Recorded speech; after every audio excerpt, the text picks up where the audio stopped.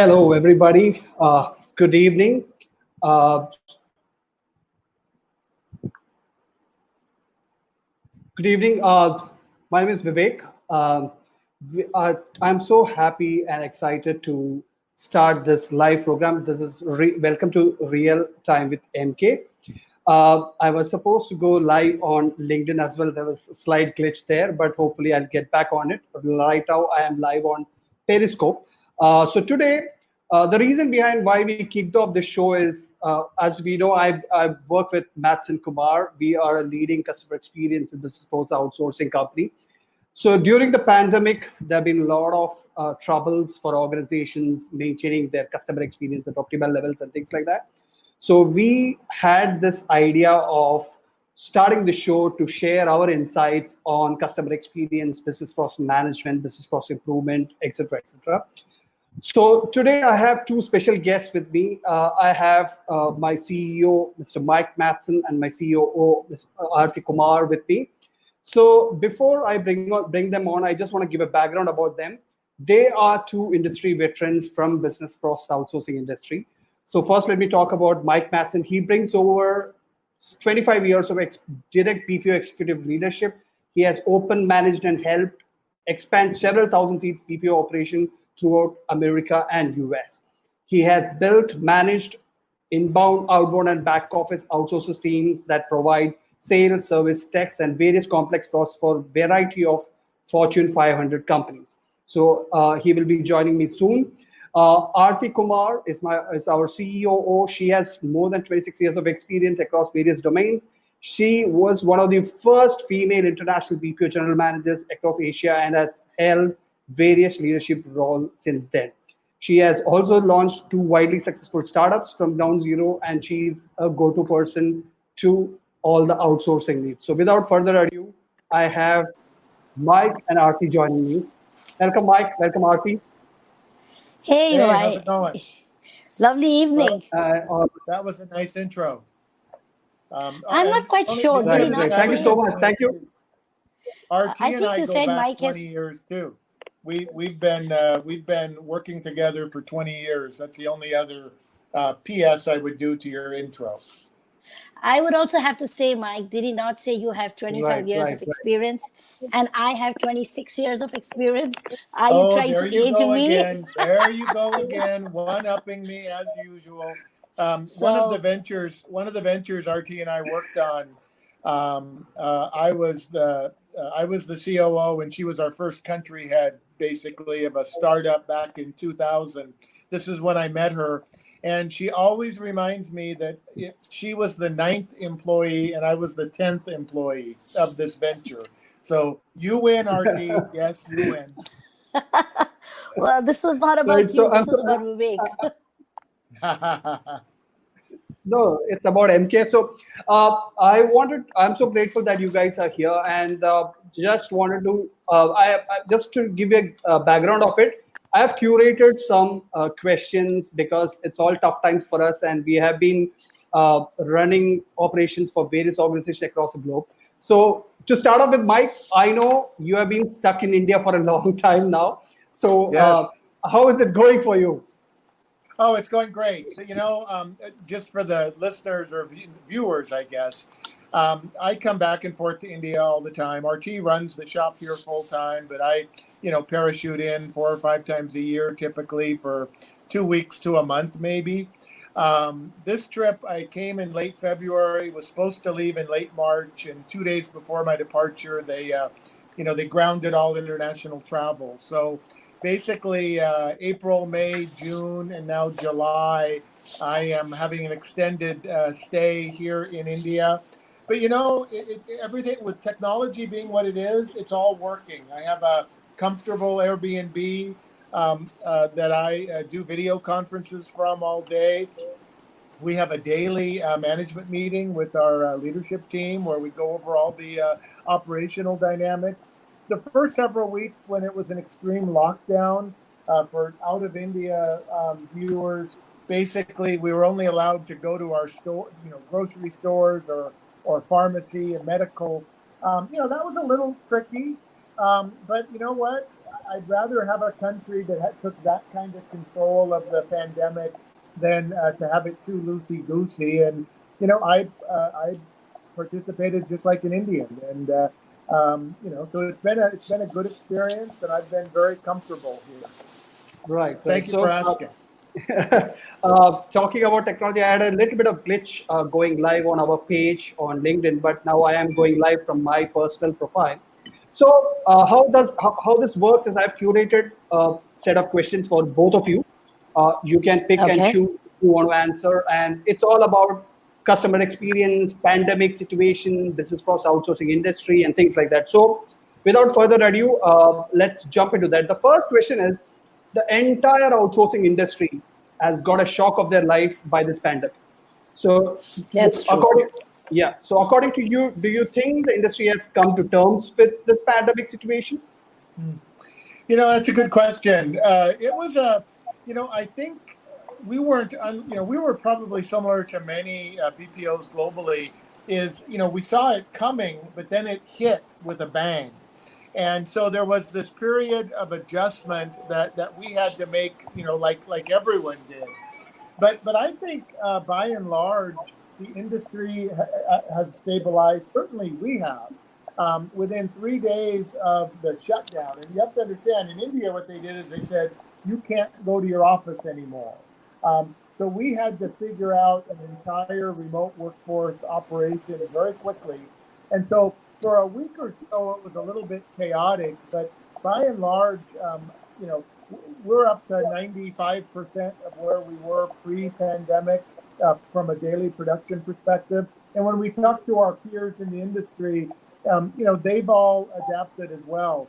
I think India has done better than most countries, and I attribute that primarily to a very robust home internet infrastructure, so you could have the bandwidth fairly quickly. But I think it's business as usual. Here's something to remember: while the pandemic is causing a global recession, and some are saying it might be a depression by the time it's all over. Most of the world is having huge economic strife as a result of this pandemic. Every time that has happened, outsourcing has been a benefactor. I mean, if there's a bright spot for our company, it's that companies need to cut costs, and they look to outsourcing to do it. So I think I think there's a period of stabilization going on, but by and large, I couldn't be happier with the way our team has responded, and we're pretty much business as usual. Aarati, would you agree? And I absolutely, and I also think there's really no playbook in a situation like this. I think many people like us have strong BCP processes, but I also think that the industry associations like NASSCOM has been very helpful in sharing best practices that's happening, and also I think navigating government rules. As you know, in the beginning of the pandemic, and this is specifically for India, there was a lot of confusion. Our offices are open. Are you allowed to go get your IT infrastructure out? Are you not? Can you have 2 people run your data servers? There was a lot of grayness, and I think that's really also, I think, enabled India to get up and running faster than a lot of other geographies, really, because I think there was a lot of proactiveness, not just by companies themselves, but also by the association. Fantastic. So yeah, even though it was a shock, I think what I have seen and what I've heard, we have been doing okay so far. So my next question is, for example, what are the key differentiators which will help business process outsourcing companies to survive this pandemic exactly? That's a tough one. I think the biggest differentiator really is your ability to adapt. I think you need to have the maturity in your processes. MK has very strong processes, BCP processes. Even then, as I said, there's no playbook for this environment where you shut everything down, right? You kind of have all your sites shut down together.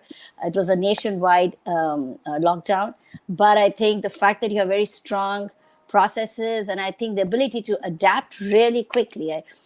Mike mentioned we adapted in 3 days. I think we were up to 90% production by the end of first week, or maybe even higher. And I know we have a lot of global customers, and they mentioned that we were probably at the highest across the other geographies that they were working with. So that itself gave, I think, India itself a good name, but also the fact that if you have strong processes, I think, and an ability to adapt and an ability to anticipate clients' needs, because MK has large e-commerce clients, and and our service delivery models, frankly, goes through probably changes sometimes daily, sometimes weekly. I mean, I cannot keep repeating there's no playbook, because there really isn't. You really don't know. We do, as I said, a lot of large e-commerce companies. Are they allowed to deliver today? Are they not allowed to deliver? Their own ambiguity leads to an ambiguity with their partners. But I think it's kind of showed everybody that, you just need to be able to bootstrap it as long as you have strong basic processes. Yeah. Right. That should be a key learning, right? Exactly. That's a good point. There is no playbook exactly for this kind of situation. And No. e-commerce is one of the industries which has seen the ups and downs of this pandemic up close. All right, so that's a valid point there. So my next question is a little bit controversial, maybe, but it needs to be addressed. So the age-old debate of India versus Philippines as the outsourcing destination. Who do you think is better prepared or equipped to handle the pandemic situation? I know, Well, I'll Mike take that. likes to I'll take take that one at controversial. first, Yeah. and RT can pile on. So we have many friends who run Philippine operations, and we've looked into it as well, and we've had lots of opportunities to collaborate over there. And we have many of our clients who use both Philippine and India operations. So we know firsthand that when the pandemic first hit, India was far better prepared to handle that. And that's purely a matter of the internet capabilities at residences in the Philippines aren't as robust as they are here. And so, if you looked at a week out from, the height of when countries went into lockdown, et cetera, India as a whole may have been 80% productive. MK was, like RT mentioned, over 90%. Philippines was struggling. They were maybe 30 or 40%. In fact, we had clients shift volumes of work from outsourcers they also used in the Philippines to us.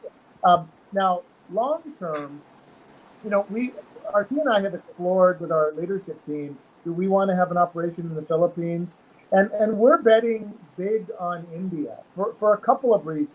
One, the amount of educated, talented, English-speaking labor is, much, much higher. The Philippines is starting to run into challenges in some markets in terms of how to recruit and maintain and grow enterprises. In India, we don't have that problem. There are still lots of qualified candidates. And I always talk to clients about the top 10%. A lot of people, when they first went into global outsourcing, they tried India, they tried the Philippines, and they basically, many of them landed on a Philippines for voice, India for back office dynamic. The reason they did that was because India grew so quickly. I mean, it went from a few thousand global outsourced to hundreds of thousands. There were some quality gaps, admittedly. And by the way, I've been coming here for 20 years, so I know that firsthand. But here's what smart clients have learned. The top 10% in India are every bit as good as any global agents anywhere. And when you look at dynamics like the rupee to dollar now compared to when it was when this whole global expansion started, there's a significant even financial gap now between, what you might pay for a top 10% voice or back office agent in India compared to what you pay in the Philippines. I mean, we're not talking a 10 or 15% differentiation anymore. We're talking a 30 or 40%. So for those reasons, we're very bullish, and that's why we're expanding 40% year over year in India. We think the sky's the limit as far as how far we could grow here. Right. RT, did I forget anything there? No, I think, yep, of course, there's going to be, the answer will be out, but I think the sky is the limit for India.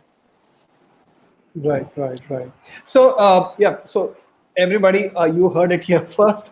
So, why do you? I'm gonna have some. Remember that. I'm gonna have some Philippine snipers now. I think. Yeah. We love you guys. but just take a look at India again. Anyway, Right, go ahead. right.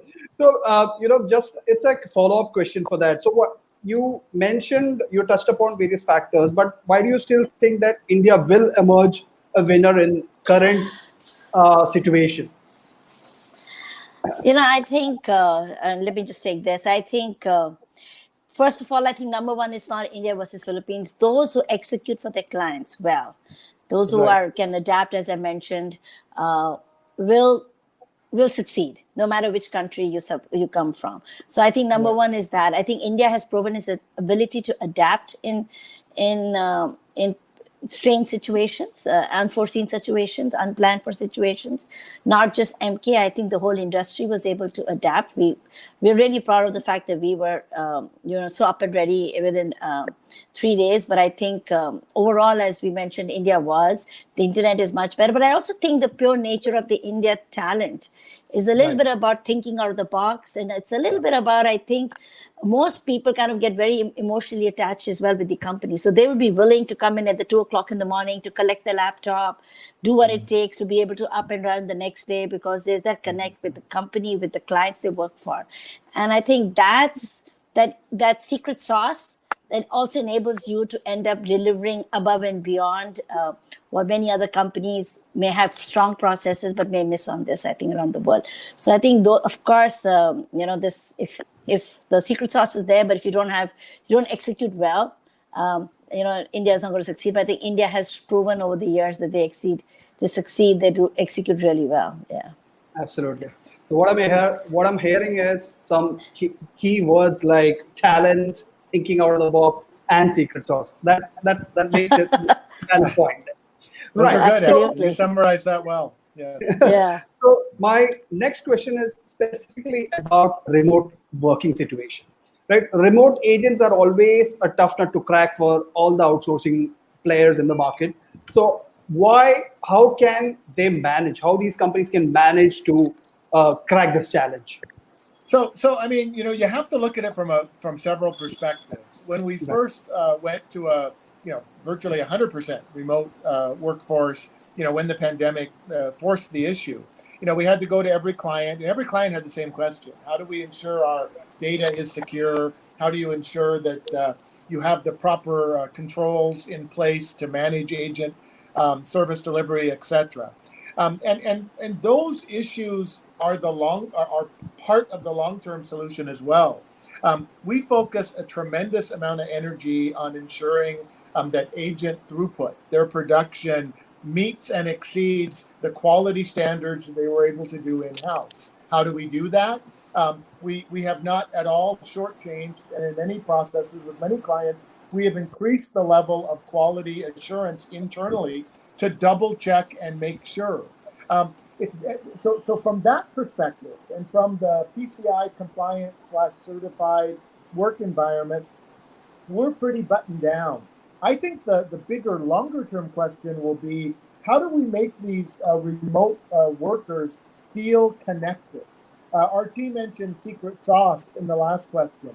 We have one of the lowest attrition rates in the BPO industry because our team members tell us they feel a connection. As our team mentioned, we had many agents not wait for us to deliver systems to their homes for work from home. They made arrangements to come to the office at 2 a.m. and get them, because that they understood the commitment that needed to be made to their clients. How do we maintain that level of team spirit, camaraderie, and get her done approach for the long term?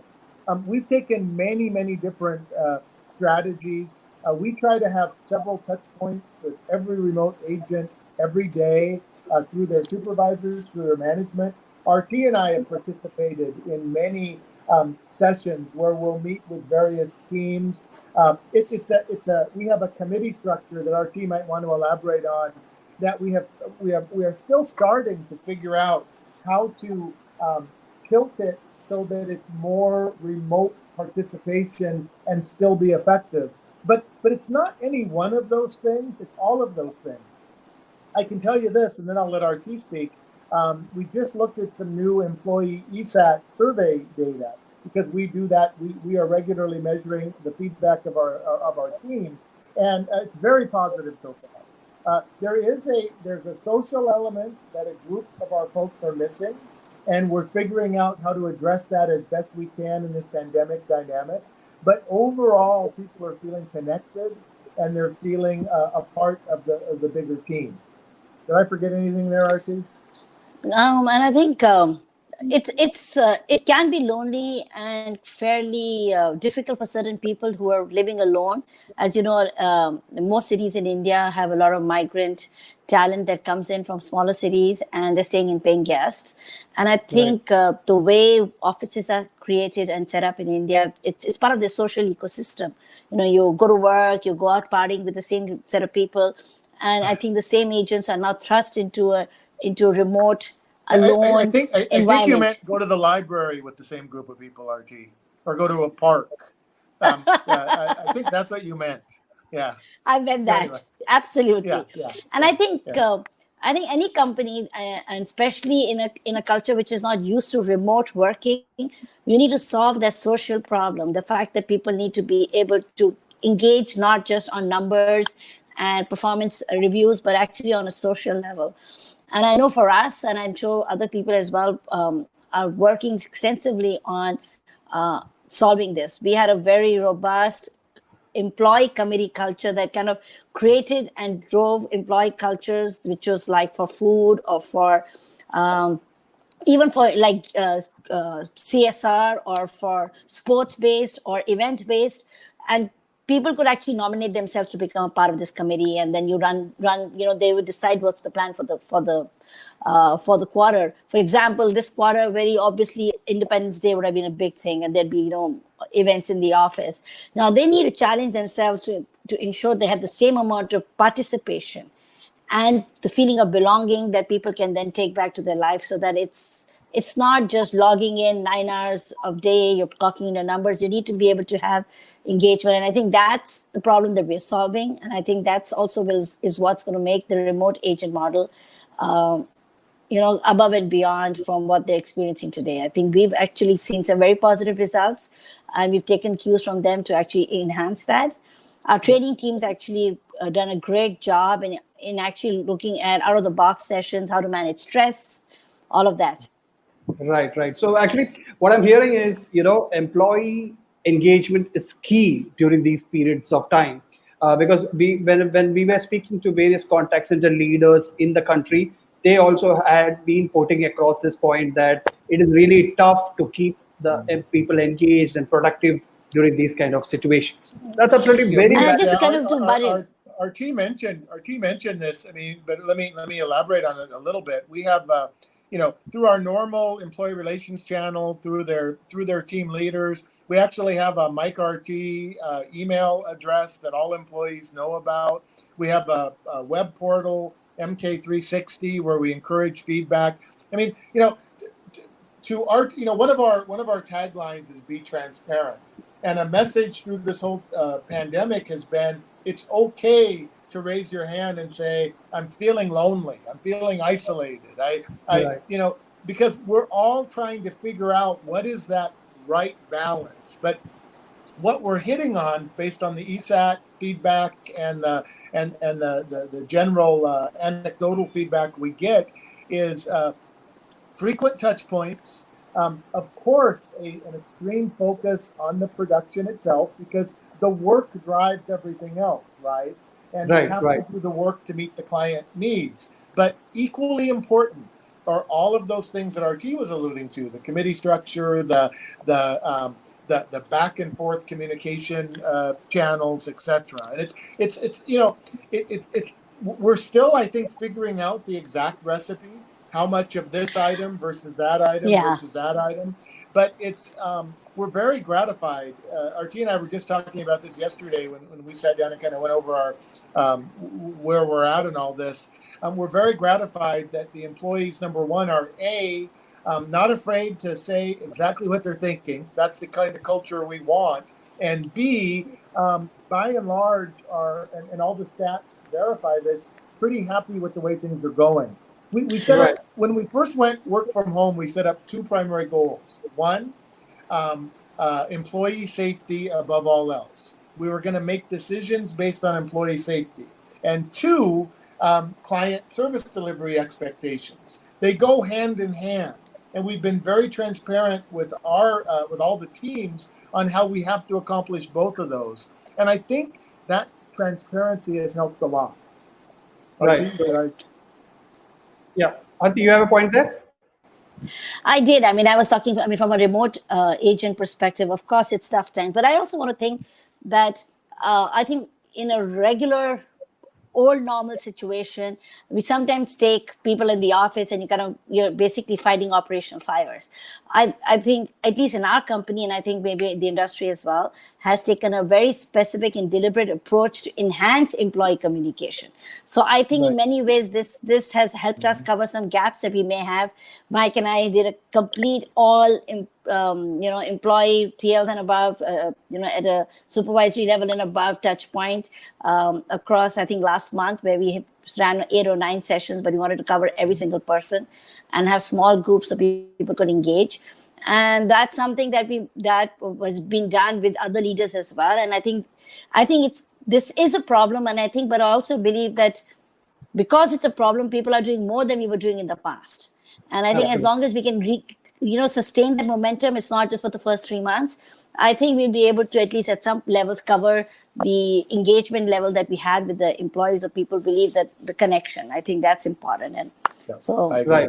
There's a silver lining. Yeah, absolutely. Because I have read it somewhere that this pandemic will bring out the real organizations and real leaders out. So that's good to hear that. So my next question, because since I got both of you here, I have to pick your brains on some industry statistics and things like that. So my next question will be, this pandemic has put every organization, irrespective of size or industry, under tremendous cost pressures. Yeah? NASCOM has been giving out scary statistics about startups closing down and running out of funds, etc. So how can organizations leverage outsourcing as a cost differentiator? No, that's a great question. And I mentioned earlier, every time there's been an economic recession, a global recession, outsourcing as an industry has benefited. And you think about it, every employee is dealing with dynamics where they have to cut costs. They don't know what the future is going to bring, particularly those segments where, if they rely on consumer spending and things, it's a wild card right now where some of those, elements are going to end up. And so they're cutting back. Where they look to fill the gaps is through outsourcing. And so that's why we think it's a great time to be MattsenKumar, because we have some capacity, we have an unlimited growth potential, and we have an ability to handle those ebbs and flows of these global clients who are recognizing the need to cut costs yet still meet the basic requirements for their customers. And by the way, the amount of leads or the amount of interest we have gotten from new clients since the lockdown, since March 25th, has been the busiest 3 months in the 10 years MK has been in existence. So the statistics, the data seems to be bearing out that people recognize they need to find outsource partners who can evolve with them. RT used the word earlier that I'm going to pile on, adaptability. It's those outsourcers who can adapt to what will be an evolving business need, because it's not like you have global pandemics every year, right? This is the first major one since 1918, 101 years ago, was the Spanish flu pandemic that hit, millions and millions of people globally. Everyone's evolving as they go. And I think another part of the MK secret sauce is, how do we set ourselves up to be able to ebb and flow with those various customer demands and requirements that they don't have a crystal ball. They're guessing as well.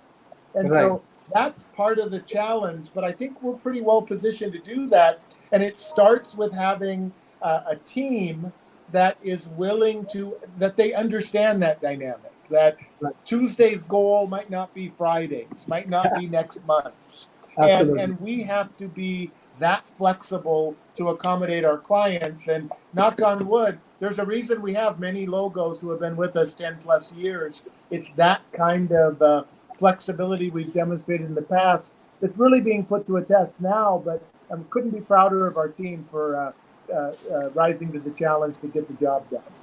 Right, right, right. So I can see a lot of employees, colleagues of ours sharing valuable comments on the various initiatives the company has taken. That's very, very nice to see that. All right. So my next question will be, since it's been, this pandemic has affected diverse industries, which all industries do you think can benefit from outsourcing at this point of time? Frankly, I think every industry can benefit. Right. Whether you're in travel, which is going through a tremendous pressure, Yeah, yeah. and maybe they need to relook at what the model is going to be. Of course, e-commerce, because of the sheer growth in the volume of the transactions, because people are going to be hesitant to do retail shopping and are going to do more online shopping. So there's going to be a lot of pressure on e-commerce to grow fast, to consistently meet the service clients' service delivery as well as the satisfaction levels that they were doing in the past. I know a lot of them have dropped right now because obviously everybody is challenged in the short term, but you need to adapt for the future. And I think, so in short, I think really frankly, every single industry, but of course, I think if you really look at it, I think this growth is going to really give us opportunities across telecom sectors. Telecom is another, with the demand of internet going up so tremendously, especially fiber, which was much less. India is still a broadband industry. So, a lot of other countries as well. There's just this huge surge in certain sectors, which traditionally these companies would not be able to, have not planned for that as well. And we need to, Zoom is another example as well, and other online conferencing solutions that have seen a huge spike. I think if companies can demonstrate strong processes, great transparency in how they're going to adapt to this, offering the solution through work from home, I think this is a great, or at least poised to be a good point in the BPO business or the BPO industry. Yeah. Right. The key thing is you have to be able to demonstrate and win the confidence that you can do it work from home, or have an ability to do part work from home, part office. Right, right. So, what I'm hearing is, if utilized properly, the right business process outsourcing partner can bring in the cost differentiator, which you are looking for at this point of time. And telecom is the one industry which has went unharmed during this entire pandemic anyways. So, you look at the digital wallets. Yeah. Look at digital wallets, right? There's another thing. There's a lot of need there for, I think, great customer service. It's very difficult at the moment. I think they've seen there are some studies that show people are going to be very tentative about going shopping out, going to malls, limiting all that. So, the e-commerce space is a wild card. It's, there's growth projected, but how much growth? How much are people going to, and so there's all these different dynamics that we have to, figure out how to support. We're fortunate that we have many of our clients who have an e-commerce element, but it's also, it's the kind of thing where, hey, our forecasts were 100% off for next month. We need that much more, and how do we figure out how to meet those kinds of needs? Those are good challenges to have, though. Absolutely. And of course, you're seeing a huge growth in the food aggregator delivery business model, which is traditionally much smaller piece of the pie. And of course, in-room dining, in restaurant dining was the bigger pie. And I think that's going through a complete shift. And of course, that entire industry has to evolve. And I think would probably look to people who already have competencies and expertise in something like this. Absolutely. Yeah, because I think it's about partnering with the right partners at this stage to find successes. Exactly. So most of us, even individuals, organizations, everybody doesn't know what lies ahead, because I read it somewhere that when Wuhan, China, they reopened, people were hesitant to go out to restaurants or malls. So we don't know what's going to happen. Right. Yeah. So with that, my next question will be, many organizations, across industry, they are skeptical about outsourcing their processes. So why, what is your advice to such organizations, or maybe leaders of those organizations? Yeah.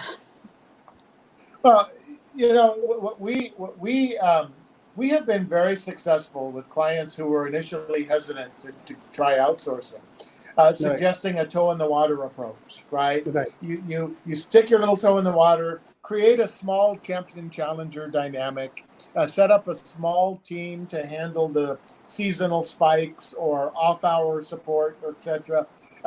Make sure the knowledge transfer happens, and then what is some of our biggest clients through our 10 years of MK and 20 years in India started as very small 5 to 10 to 20 agent opportunities that have then grown into several hundred, many year engagements. Right. It's all about making, putting your toe in the water, seeing how you can leverage offshore at the champion challenger element, having another group of another data point to compare performance with what your traditional internal team has done can be tremendous, eye-opening in terms of how you can raise the overall bar. All of those elements are the things where we've been successful. By the way, we don't have any full-time salespeople. All of us, have a sales hat in addition to our other work. Our way, the way that we have been growing 40% year over year, is through encouraging companies to try that toe in the water approach. You've heard all these stories about offshore outsourcing. What is the real risk versus benefit of trying it? And when they do, knock on wood, we've been very successful at demonstrating not only an ROI, but an outside-in perspective that enhances their overall service delivery capability. That's I think that's the part of what in these crazy times that pandemics bring. That's going to be the opportunity for us or any outsourcer to seize those kinds of moments. Yeah. I also think if you look at the fact that you said companies are skeptical to outsource, and what's your advice? I think one of the key things is also to take the time front end to find the right partner. A lot of companies go with the names, and I mean everybody's got a strong point and a strength area, but the point is you got to find the partner that works for you. And I think that's an investment that companies should take when they're looking at outsourcing, especially for the first time. And secondly, I think when they start the partnership, I think if you want it to be successful, there is a front end time investment that I think both sides of the table really need to make to understand goals. The people really, business process outsourcing has really been successful, not just in cost reduction, which is a huge part, because a lot of companies today, and I know a lot of our clients look to MK to provide insights and value adds. So that's why I say it's very important to find the right partner who can not only help you, in providing the same delivery that you're doing currently for your clients, maybe in-house at a lower cost, but actually to give you value adds and to give you more insights and best practices, what other people are doing. I think when you marry that to traditional BPO services, that's when clients start seeing the best benefits of really looking at business process outsourcing. Right. So the outsourcing partner can become like an extended team of yours itself. Yeah. Right. And I think it's important to put in the time. That's what I think. It's important to put in the time during the selection, post selection. I think that's when there's a time investment required, of course, but I think that's helps in the long run. Right. So let me just cover from an MK standpoint the COVID situation exactly. So next couple of questions will be on that. Right. For example, we have touched upon this, but I want to know in a little bit more detail, how has COVID really impacted the operations? Because it's a huge organization dealing with various type of clients, various industries, various dynamics, various processes. How has this pandemic really impacted the operations? I think at the heart of it, there's a huge change. If you look at the fact this working from the office with the entire team working together, to moving to remote locations. I mean, you look at the fact that traditionally most processes that come in from an operations background, when you log into work, you have a pre-shift meeting, right? Right. Right. And then you discuss goals, and then you have your quality sessions for the day and all of that.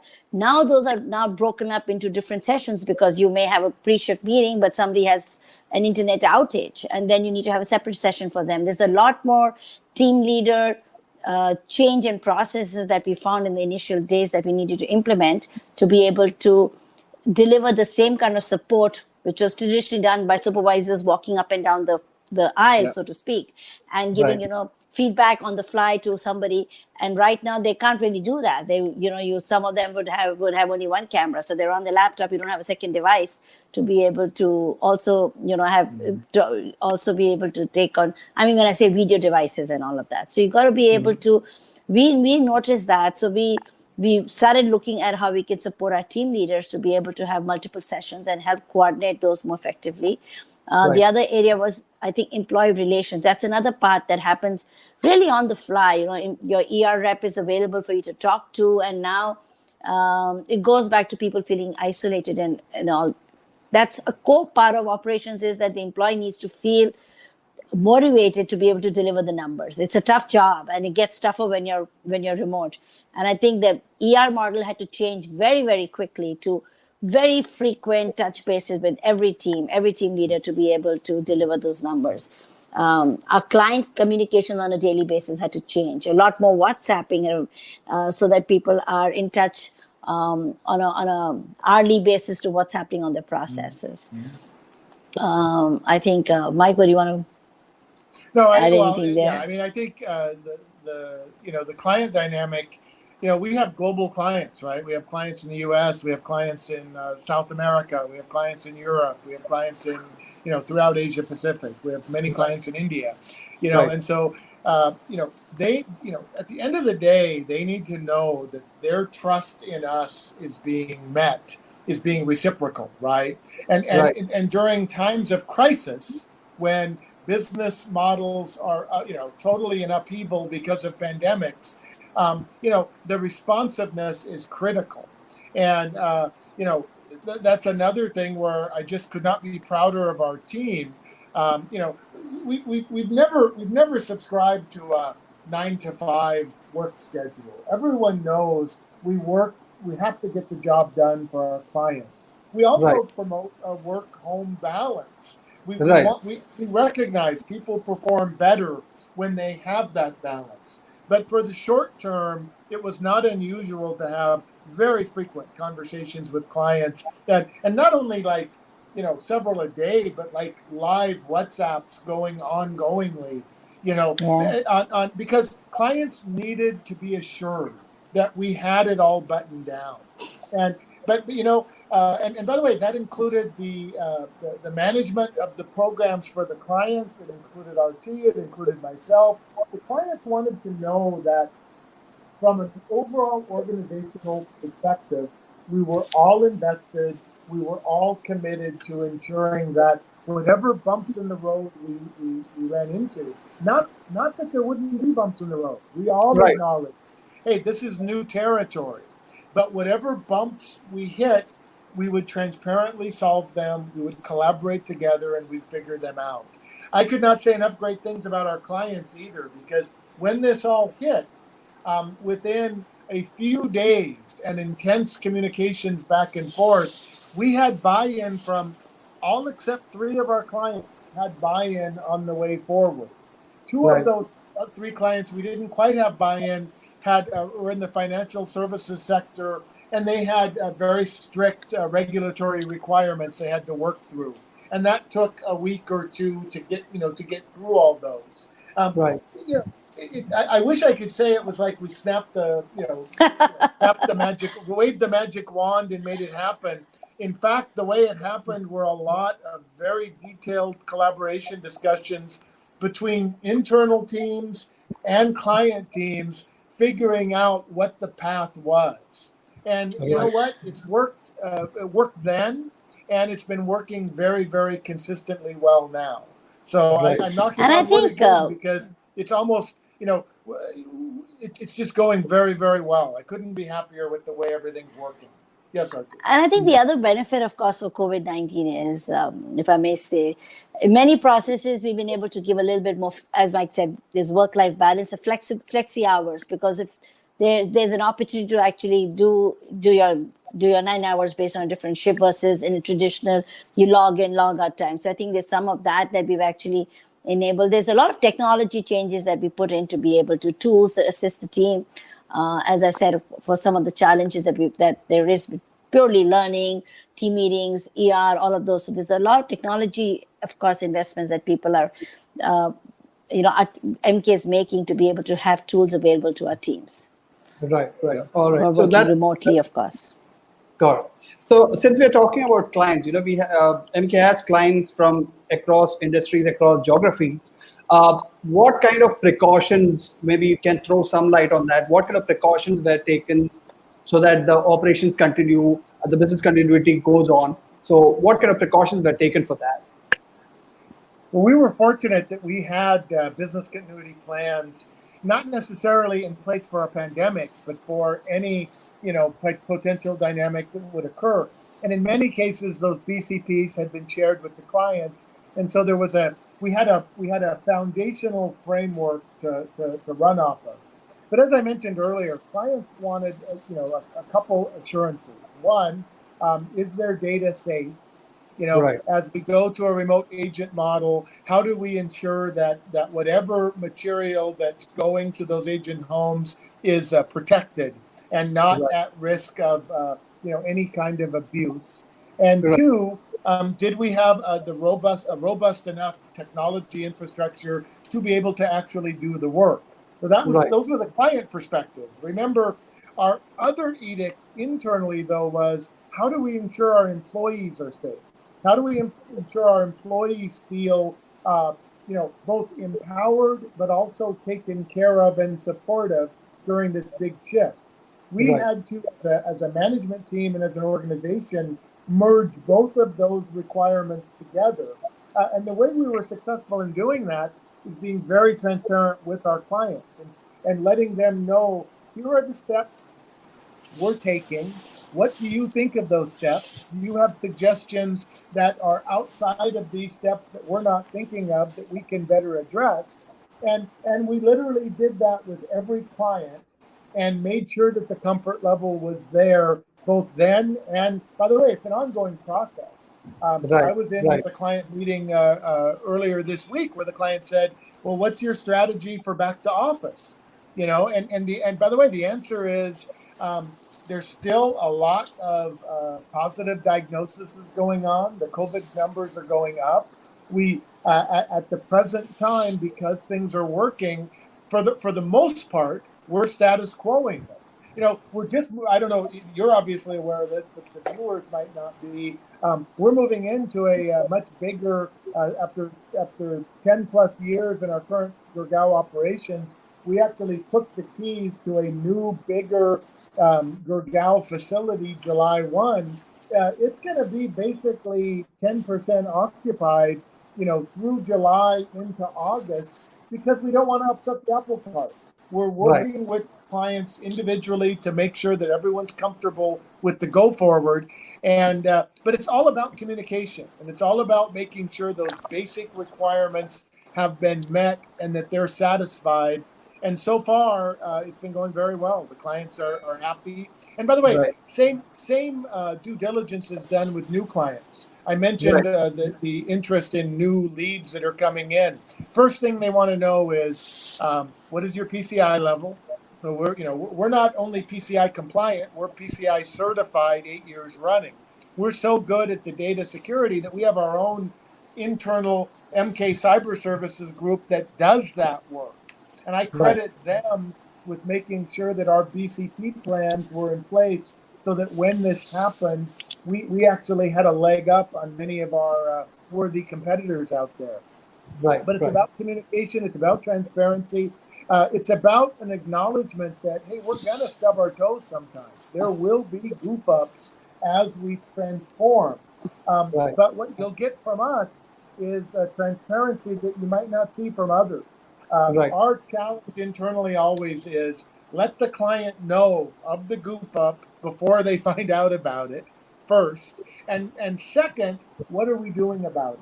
What's Right. the plan going forward? We Right. build a lot of goodwill with clients when we're that transparent with them. Right. Right. So, speaking about clients, how open were clients and how open and accommodating were various clients with all these precautions and measures which we have MK has taken. Actually, I think, as Mike mentioned, most of our clients within the first 4 or 5 days gave permission to kind of work from home. We Right. migrated, we had to meet two of their concerns, and we were very, I think we were very quick at being able to address those concerns, which is, of course, InfoSec and ensuring client service deliveries were met in the new model, but were very supportive of the changes that would be required. A lot of our weekly business reviews, monthly business reviews were already traditionally done online. Some of them were done face to face, but we moved everything obviously offline and online and no longer face to face. But I think the clients, in fact, I think the street cred that MattsenKumar has over so many years, over 10 years. And actually the team, not just Mike and me, many of our team members have been in this business for many, many years.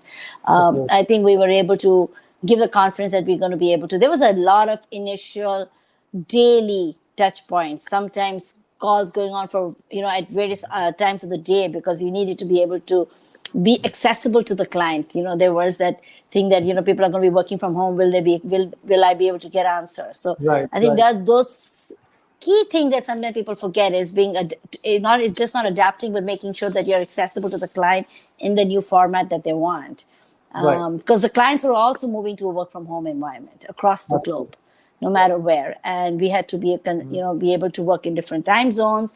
Those clients were also balancing their life and work requirements. You'll have kids and kids needs, and they might want to change the weekly business review timings now, because now the kid is no longer going to school, and now the kid is going to be staying at home, and they got to homeschool their There's kids. been lots of So, that, yeah, Yeah. and you Yeah. had to be able to adapt, but at the same time they were willing to adapt when somebody from our business team would say, hey, I'm sorry, this is the time I need to be busy with my kids. So I think there was a lot of partnership, and I think because of that, this model has actually been able to become the new norm, and it's Right. not something that people are rushing to go back to office. And we're really looking at that from an employee safety perspective only when we think that's safe to kind of really get people back in larger numbers.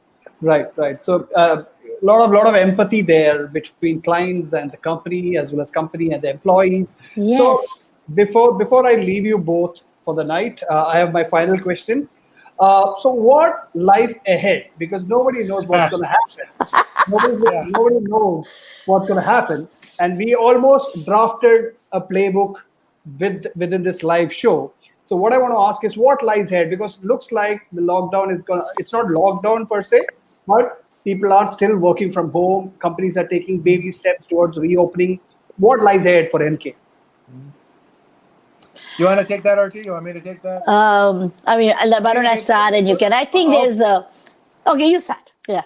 Yeah, I mean, bottom line is, we're moving forward. We had an aggressive growth plan before the pandemic hit.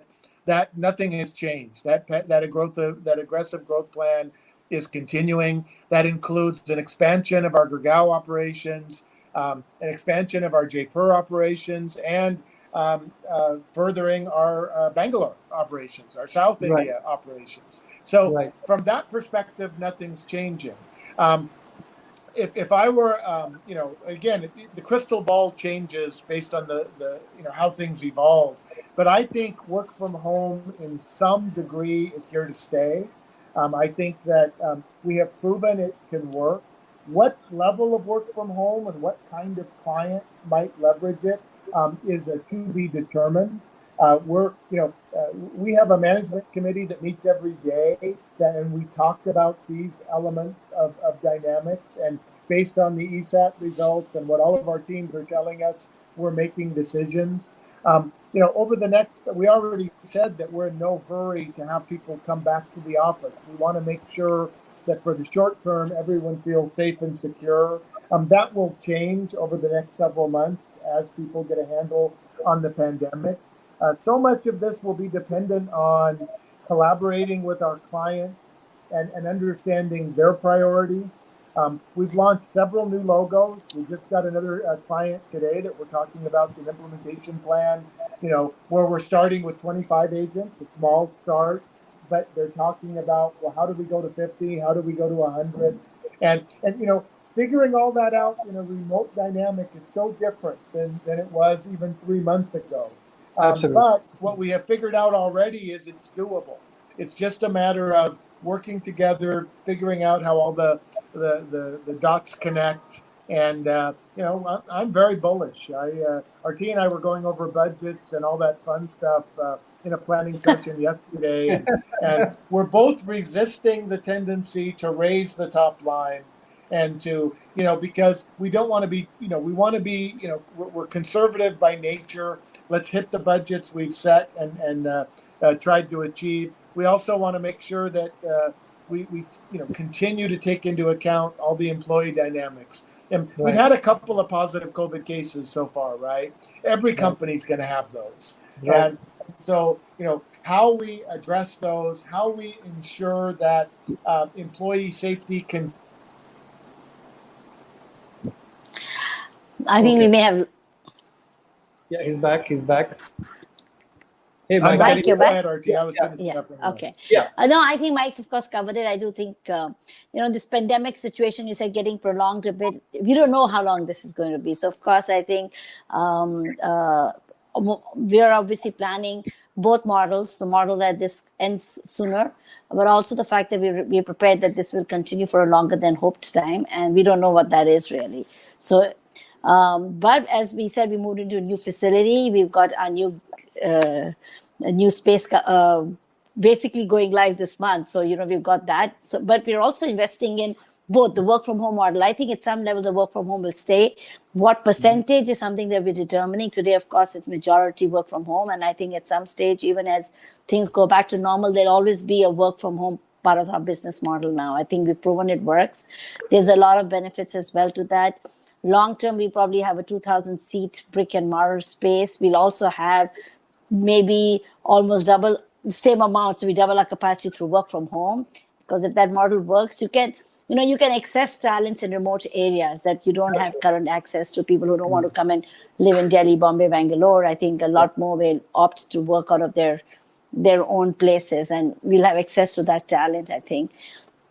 And it's a fun time. Of course, we've got to be a little conservative. Our clients are also going through their own struggles with the pandemic, and we don't know how things are going to shape up for them. So while we're very bullish with the new sales activity we're seeing from areas and geographies that we weren't earlier getting traction from. So it's not just the same geographies or the same areas. We're getting interest from all over the globe, really.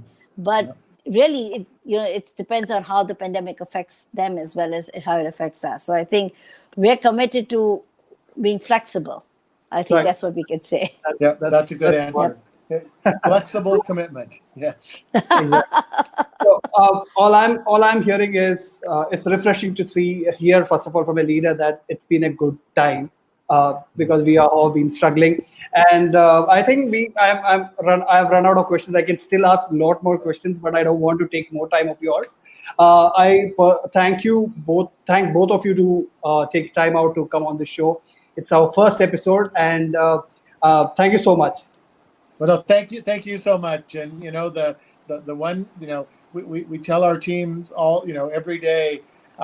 This is a once in a lifetime dynamic, and with all the scariness and all the concern, you're going to look back and say, remember those days of that pandemic, and it's we're all learning as we go, but working together, we're getting the job done. And so, Aarati said it was fun, huh? I'm not 100% sure it's always fun, but it's not. It certainly is rewarding. It certainly is. It's hey, we're paving new ground, and that's exciting. But thank you. I think the fun element for facilitating this. Yeah, I think Mike, the fun element was being adapting to new situations, and the challenge is through us every day. But no, No Vivek, 2 it's days been a great alike. session. That's for sure. No 2 days alike. It's been a No great 2 session. hours I think alike. No 2 hours alike. that's why I That's need also my true. wine on a Wednesday evening. Yeah. Oh, Yeah. All right. But thank Yeah. you for having, for the Yes, questions. I thank think you. they were very great questions and got us thinking a little bit about what this situation has meant And for we all hope of us. anyone out there looking at global outsourcing, we're very good at answering questions. And in all seriousness, this isn't a sales pitch. This isn't our first rodeo. We've opened centers throughout the world. We understand the pitfalls. We'd be happy to answer questions and give people some clarity so that they can make their own decisions that way. Right. Absolutely, Mike. Absolutely. Thank you so much for your time. I guess it was a sales pitch. MattsenKumar, www.MattsenKumar.com. All right, thank you. Thank you so much. Thank you, Vivek. Bye-bye. Good night. Thank you. Bye-bye. I'm not sure how to leave this. Nor am I. I'm just going to shut the tab. Or this will be the cutting pat, the blooper reel, us trying to get off this. Yeah. Right. So that was CEO and COO of MattsenKumar. This is the first episode of Real Time with MK. I'm hoping that it was helpful for you guys, whoever have watched it. A lot of insights on business process outsourcing. Trust me when I say this, the outsourcing can be a real cost differentiator for every organization out there at this point of time, because this pandemic has created a lot of unseen trouble for most of the organizations. The scary numbers coming out from industry associations are a proof of that. So that's why we have started the show, to give you insights from various backgrounds, whether be it customer experience, contact center management, e-commerce outsourcing, or any way. So we want to bring guests who will give valuable insights to you guys every Wednesday at 8 p.m. So come back next week. We will have another important guest lined up for you with an exciting topic. Stay safe. Take care of yourself.